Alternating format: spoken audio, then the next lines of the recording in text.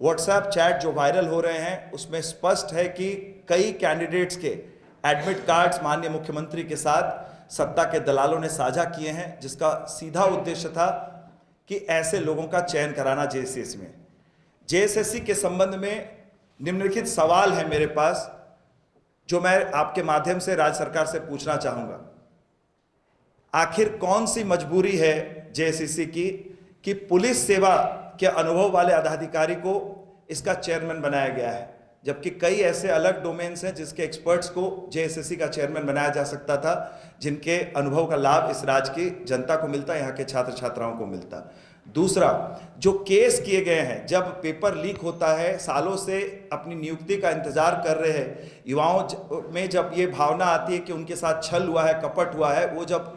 बिल्कुल लोकतांत्रिक तरीके से आंदोलन करते हैं, उन पर केस किया जाता है। लेकिन जो संवैधानिक संस्था है जिसके माध्यम से ये पूरा कारनामा किया गया है, उसके चेयरमैन पर एफआईआर क्यों नहीं होती है? तीसरा, जिस एजेंसी के बारे में जेएसएससी ने खुद कार्मिक विभाग को लिखा था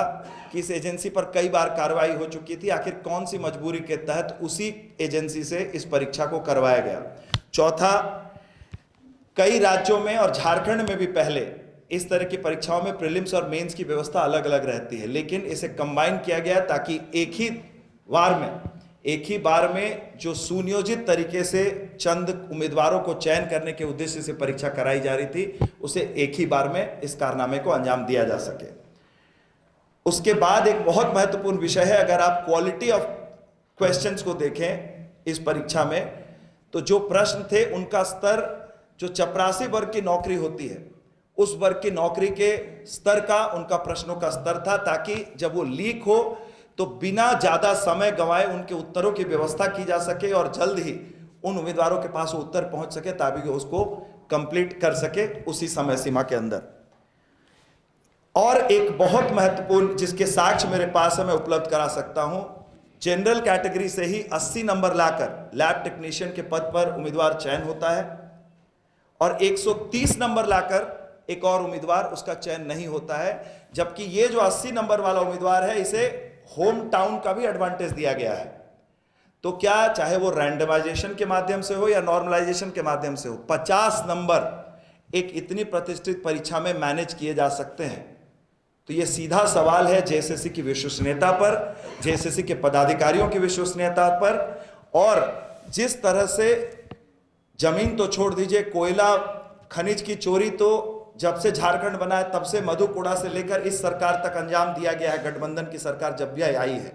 लेकिन इस बार उन युवाओं को एक साथ भी छल किया गया है और युवाओं के लिए बनी उस संवैधानिक संस्था की हत्या की गई है सीधे तौर पर, और इसमें सीएमओ की संलिप्तता सीधे तौर पर सामने आती है व्हाट्सएप चैट से, यह क्रिस्टल क्लियर है।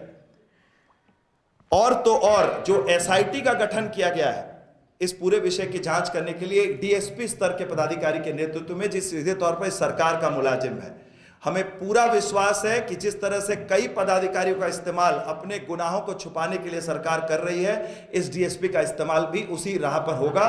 और जो 3 से 4 इंस्पेक्टर इस एसआईटी का हिस्सा हैं, उनका भी संभवतः तबादला हो गया है। तो जब तक ये नए इंस्पेक्टर नहीं आते, ये एसआईटी भी काम करना शुरू नहीं करेगी। सीधे तौर पर भारतीय जनता पार्टी ये मांग करती है, आदरणीय प्रदेश अध्यक्ष बाबूलाल मरांडी जी ने स्पष्ट इस मांग को पहले भी रखा है कि सीबीआई से कम कोई जांच मंजूर नहीं की जाएगी। जिस तरह से यहां के युवाओं के भविष्य के साथ घोटाला किया गया है इस मेधा घोटाले के माध्यम से। और तो और ईडी के चैट से यह भी स्पष्ट होता है कि जेपीएससी में भी इस घोटाले के कुछ संकेत जो जेपीएससी में भी मिल रहे हैं, 9वीं 10वीं 11वीं को मिलाकर जो जंबल किया गया है, इसके पीछे भी सुनियोजित ढंग से कुछ पहले से चयन किए हुए उम्मीदवारों को लाभ पहुंचाने की मंशा है।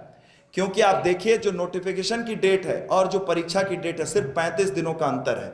आमतौर पर 4 महीने से ज्यादा का अंतर दिया जाता है, तो 35 दिनों में इसका मतलब है पहले से ही लोग चयनित हैं जिनका चयन करना है, इसे दिखाकर कि यह संवैधानिक तरीके से किया गया है। तो इन तमाम विषयों पर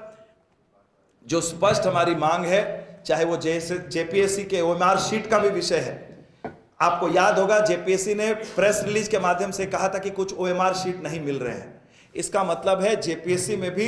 इसी तरह के संरक्षण में घोटाले को अंजाम दिया गया है। और मैं आज आपके माध्यम से मांग करूंगा कि जो जेपीएससी का चयन हुआ है मेंस की कॉपी को सार्वजनिक किया जाए, ताकि उम्मीदवारों ने क्या परीक्षा दी थी, कैसे अंक आए थे, ये छात्रों को भी पता चले, राज्य के युवाओं को भी पता चले, और इस पूरे कारनामे के पीछे किन लोगों की साजिश है उनका भी खुलासा हो। TheFollowUp.in. Like, share, and subscribe. www.thefollowup.in